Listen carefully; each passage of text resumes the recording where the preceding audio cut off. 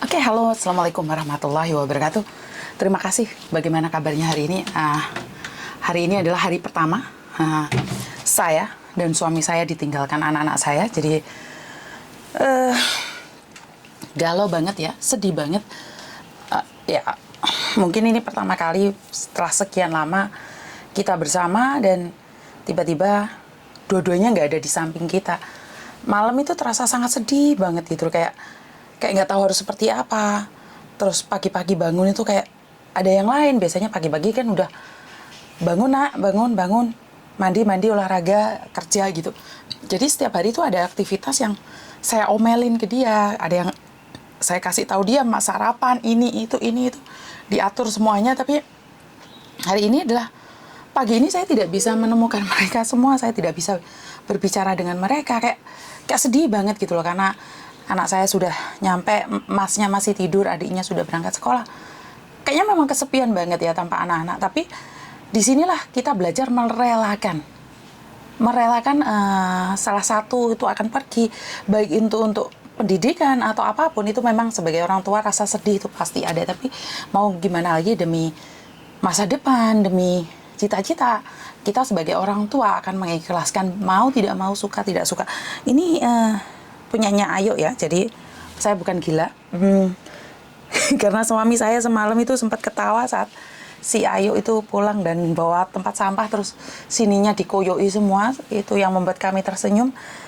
Ya, untungnya masih ada mbak-mbaknya yang di sini yang bareng sama saya, jadi saya masih bisa tertawa. Jadi ya udahlah, biarkan saja. Saya harus tetap terlihat fresh untuk menanggapin kalian semua. Jika batin saya tidak selaras, jika hati saya nggak connect, maka yang akan terjadi adalah hati saya membara dan saya tidak bisa menerima curhatan teman-teman yang lain. Jadi percayalah, saya sudah kembali lagi menjadi diri saya sendiri, walaupun dalam waktu 1 hari ini kemarin saya gundah gulana, tapi saya tetap hadir buat kalian semua. Oke, terima kasih buat teman-teman. Status saya pagi ini di Facebook, sebenarnya tidak ada rasa ingin menyindir siapapun, tapi dari kata-kata bijak dari kalian, balasan dari kalian semua itu saya dapat satu inspirasi, dimana kadang-kadang buat status yang sama sekali tidak ingin menyindir siapapun, itu akan dari ratusan komen. Oke, saya bacakan ya sebentar. Dari beberapa komen itu seolah-olah saya itu menyindir seseorang. Padahal sama sekali tidak loh Mbak. Itu sebenarnya adalah dari saya, piye lekmu bahagia, kesenggol dikit marah, senggol dikit ngajak padu, senggol dikit buat status, senggol dikit screenshot. Kebencianmu lebih dalam dibandingkan cintamu. Ayolah tersenyum dan bahagia. Jadi di antara 250 komen itu mengatakan bahwa saya ada beberapa yang mengatakan saya lagi menyindir seseorang, padahal tidak loh. Saya tidak ada rasa menyindir siapapun. Nah, ini yang saya katakan tentang buah pikiran. Kenapa saya nulis status seperti itu? Nah, ini sebagai contoh buat kalian semua. Buah pikiran. Setelah saya mendengarkan energi positif dari dari ngaji filsafah, dari Pak Abdi, dari Pak Chandra, itu saya kumpulkan, saya rumuskan dari kata-kata, semua kata-kata itu, terus saya ketik di jari saya. Jadi apa yang saya dengarkan, saya taruh di pikiran saya padukan dengan versi saya. Jadi versi saya sendiri, saya ketikkan, terus saya nyatakan di sosial media saya. Nah, tanggapan orang bermacam-macam. Ada yang bilang saya menyindir, ada yang bilang ini quote yang hebat, ada yang seperti ini, seperti itu. Nah, artinya adalah satu hal.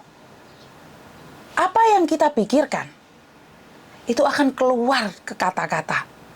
Nah, kalau keluar ke kata-kata, itu terserah Anda menanggapinya. Jadi kalau kita setiap hari mendengarkan yang jelek-jelek, maka keluarnya akan jelek. Itu artinya, kalau kita mendengarkan yang baik-baik, kita akan keluarnya juga baik-baik. Itu adalah hasil dari pikiran kita. Dan apa yang saya katakan di situ, bukan saya ingin menyindir, dan tidak ada yang saya sindir. Karena dari saya dengarkan rangkuman-rangkuman itu, bagaimana jadi orang sukses, bagaimana menghilangkan orang-orang toksik dan jenis-jenis orang toksik. Setelah itu apa sih yang dibicarakan oleh orang-orang sukses dan orang-orang yang pikirannya pas-pasan saja atau pikirannya orang yang less yang tidak punya pikiran sama sekali, yang intinya menggibahin orang lain terus. Nah, di sini kita bisa bedakan. Dari komen-komen itu bisa kita bedakan mana yang daya tangkapnya lebih, mana yang daya tangkapnya merasa. Jadi ingat, di status saya, itu saya tidak pernah menyindir siapapun. Karena apa? Kalau saya menyindir seseorang itu, berarti saya itu sedang terluka. Dan saya ungkapkan dalam kata-kata. Tapi masalahnya yang saya ungkapkan dalam kata-kata itu adalah dari buah pikiran pendengaran saya. Jadi mungkin kalian tidak pernah tinggal bareng sama saya, jadi kalian tidak tahu ya. Jadi bisa tanyakan sama mbak-mbaknya yang ada di sini.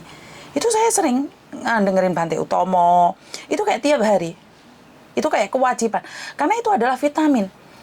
Mbak, satu hari dengerin curhatan 30 orang aja. Udah stres nggak? Dan SMS yang nggak kebales, bahkan SMS yang memaksa, kenapa sih nggak dibales SMS saya? Saya nanya loh, terus ada yang bilang, saya mau curhat pribadi, saya tidak ingin dipublikasikan. Tolong dijawab SMS saya. Wah, saya baca aja sudah nggak pingin balas, tau nggak Mbak? Saya baca SMS itu aja, saya sudah mikir, waduh, ini orang saya nggak kenal dan saya harus diwajibkan membalasnya. Saya harus pikir-pikir dulu. Lah, ini adalah adat istiadat sama orang lain yang tidak pernah kalian kenal. Anda boleh bilang mengenal saya, tapi kan saya tidak kenal Anda. Wajibnya adalah perkenalan dulu, Mbak Yuni. Saya itu sebenarnya ada masalah kayak gini, kalau ada waktu dibales ya. Kalau nggak ada waktu ya nggak apa-apa. Kan enak, saya bacanya enak dan saya punya rasa, waduh ini kayaknya saya harus membantu ini, ya udah saya bantu. Paham nggak? Tapi kalau kalian minta bantuan, intonasinya berat ke saya, waduh, ini seolah-olah meminta pertanggungjawaban dari saya. Jadi saya tidak akan melakukan itu. Kenapa? Kowe iki sapa? Kasaran orang ngomong kan gitu, kowe iki sapa? Minta pertanggungan jawab dari saya itu, kowe iki sapa? Nah, tapi sekali lagi, saya tidak ingin mengeluarkan kata-kata yang jelek. Ya saya baca, saya lewati, ya udah biarkan. Tapi pastinya membekas di hati saya dong. Pastinya ada di dalam hati saya. Jadi buat mbak-mbaknya yang di luar sana, saya selalu bilang bahwa guru mengajar itu tidak menjanjikan anak buahnya jadi sukses. Guru mengajar tidak menjanjikan kalian jadi orang hebat. Tapi guru mengajar menjanjikan kalian pendidikan yang sama. Tapi daya pikir kalian itu tergantung daya pikir kalian. Bener nggak? Ada kok teman saya SMP yang jadi pilot, ada kok yang teman saya SMP yang jadi dokter, tapi ada juga yang tidak jadi apa-apa. Bahkan dia itu malah orang yang paling terfavorit di sekolah. Malah dia itu orang paling pintar di sekolah. Bahkan orang yang terkaya pun tidak menjanjikan apa-apa. Karena memang dari IQ dan intelligent, saya nggak bisa bahasa Inggris sih manjan. Kepintaran pikiran dan kepintaran batin ya. Kalau saya malah mikirnya IQ itu malah kepintaran batin dan kepintaran logika. Kepintaran logika itu tidak bisa menjamin kalau batinnya nggak pintar juga. Artinya adalah moralnya nggak ada juga sulit ya Mbak ya. Kamu pinter pun tapi nesumu mau pol-pol nih, nggak ada gunanya. Kue pinter, emosimu terkontrol, kamu jadi top markotop. Lah pinter, nesuan, ya nggak ada gunanya. Karena ini adalah pengalaman saya waktu SMP. Saya lihat orang itu, wah, jangan mau pinter jos gandos. Tapi tidak ada apa-apanya tuh. Ada orang yang pinternya average, dia menjadi sesuatu yang terhebat. Bahkan di kelas pun kadang-kadang dibully, tapi dia jadi orang hebat hari ini. Artinya adalah, kita tidak bisa memprediksi masa depan seseorang. Karena itu saya selalu mengajarkan anak-anak saya dengan keras sekali. Bahkan tanyain mbak-mbaknya yang tinggal di sini, bagaimana saya mendidik Koko pagi bangun. Itu saya dobrak-dobrak terus. Dia masih kayak anak kecil dan giliran saya ditinggal ya rodok ngeluh Mbak. Ternyata Mbok ini khawatirnya berlebihan. Iya itu saya. Jadi karena sekarang kasaran ngomong dadi bujang lagi, kira rambut iki ndek ayu ya ojo. Jadi komplain iki jarine ndek pacare dhek.